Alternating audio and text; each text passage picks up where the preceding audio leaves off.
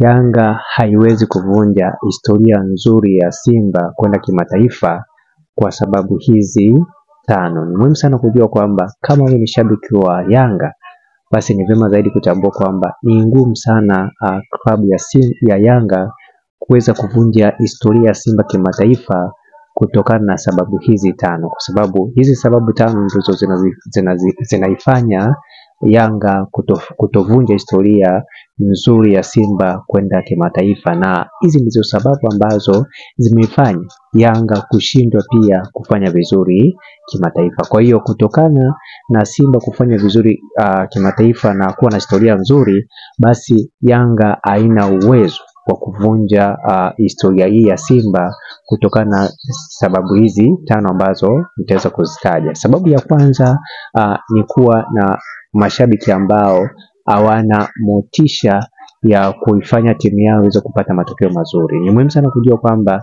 hii ni mojawapo ya sababu kubwa sana. Unaweza kuchukua ni sababu ya kawaida, lakini ni vyema zaidi kutambua kwamba mashabiki ndio wanaweza kuifanya Simba au mashabiki ndio wanaweza kuifanya timu kuweza kufanya vizuri. Na ndio maana ukitazama mashabiki wa Simba ni mashabiki ambao wanaisapoti sana Simba kuliko mashabiki wa Yanga. Kwa hiyo hii ni mojawapo ya sababu kubwa sana ambayo inaifanya Yanga kutoweza kuvunja historia nzuri ya Simba kwenda kimataifa kwa sababu ya hii sababu ya kutokuwa na mashabiki ambao wanaisapoti klabu yao ya Yanga. Na pia sababu ya pili ni sababu ya uongozi jinsi ulivyo wa Yanga. Ni muhimu sana kujua kwamba Yanga haiwezi kuvunja historia nzuri ya Simba kimataifa kutokana na uongozi wao. Ni vyema zaidi kutambua kwamba uongozi wa Yanga sio uongozi sahihi ambao unaweza kufanya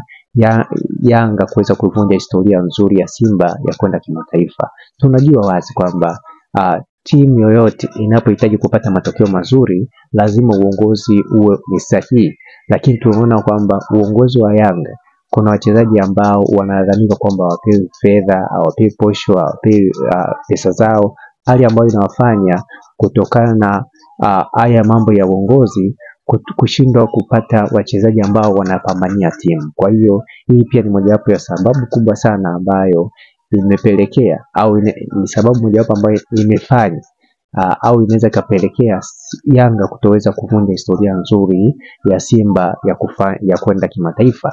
Na pia sababu ya tatu ni sababu ya wachezaji kutopewa muda sahihi wa kufanya mazoezi. Ni muhimu sana, ni vizuri sana au ni muhimu sana kutambua kwamba wachezaji wa Yanga huwa wanafanya mazoezi pale wanapokuwa na mechi fulani. Kwa hiyo hii pia ni mojawapo ya sababu kubwa sana. Huwezi kulinganisha wachezaji wa Yanga na Simba, kwa sababu tunajua Simba muda wote wanakuwa wanafanya mazoezi ili inapotokea siku ya kucheza mechi wapo fiti, lakini wachezaji wa Yanga wengi wao au kwa kawaida ya klabu yao huwa wanafanya mazoezi kipindi cha msimu wa mpira. Kwa hiyo hii pia ni mojawapo ya sababu ambayo imepelekea au inafanya Yanga kutoweza kuvunja historia nzuri ya Simba ya kwenda kimataifa. Na pia sababu nyingine kushabikia mambo ambayo hayaendani na soka. Ni muhimu sana kujua kwamba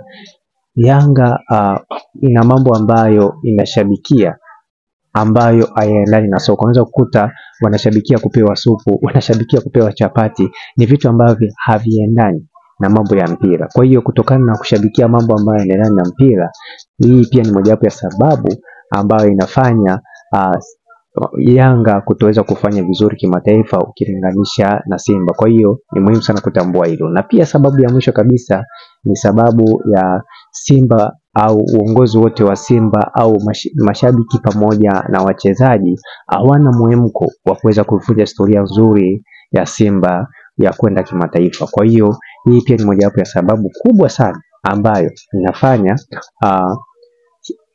Yanga kutoweza kuvunja historia nzuri ya Simba. Kama unahitaji mambo mbalimbali ambayo yanahusiana na Simba na Yanga, hakikisha unanifollow kupitia channel hii ili uweze kujifunza kiundani zaidi kutokana na mambo ambayo yanahusiana na Simba pamoja na Yanga. Naitwa Isaac Kanyankole, asante na